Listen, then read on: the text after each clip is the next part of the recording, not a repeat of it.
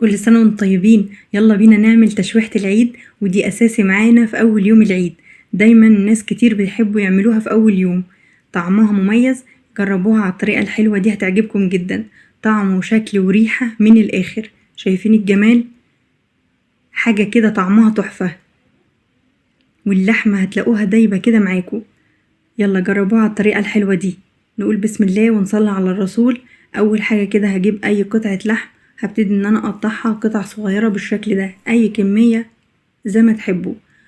وهجيب كمان قطعة دهن، الدهن ده اساسي معانا، هقطعه قطع صغيرة بالطريقة دي. وكم بصلة بقى، طبعا على حسب كمية اللحمة قطعوا كمية بصل براحتكم. هقطعه جوليان بالطريقة دي، وكم فص ثوم هقطعهم ناعم بالطريقة دي كمان.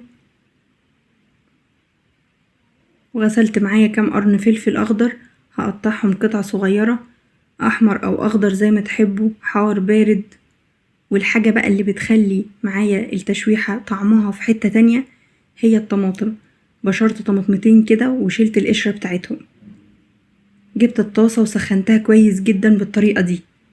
نزلت بقى باللحمة وقطع الدهن اللي انا قطعتها معاكم بالشكل ده.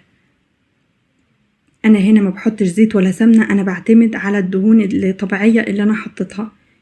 دهن اللحمة هينزل كل اللي فيه وهيسوي معايا اللحمة. هنا كزبرة وفلفل اسود وبهارات لحمة وحبهان وقرنفل وورق لورا. هبتدي اشوح اللحمة كده كويس جدا لحد ما النفس وريحة البهارات دي تطلع معايا. بجد الوصفة دي سهلة جدا وبتتعمل كده في ثواني.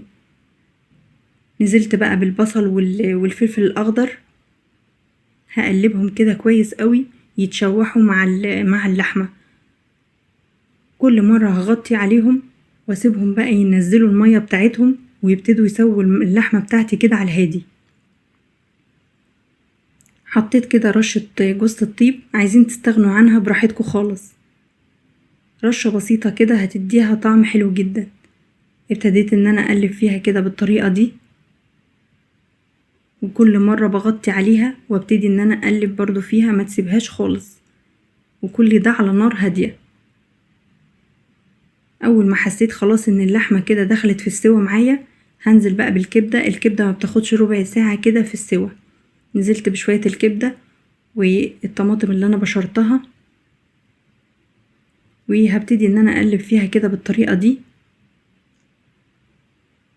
وهنا خلاص اللحمة استوت والكبدة كمان استوت. هرش شوية كده كزبرة خضرة، وبجد هتاكلوا احلى تشويحة. شايفين الجمال؟ اللحمة دايبة دوب، والطعم بقى في حتة تانية خطيرة بجد. ولا الصوص كده خيال. بجد جربوها، وصفة حلوة جدا، وغير كده طعمها مميز كده في العيد. هبتدي ان انا احطها في طبق التقديم بالشكل ده، وحقيقي هتاكلوا احلى تشويحة، طعم وريحة وشكل من الاخر.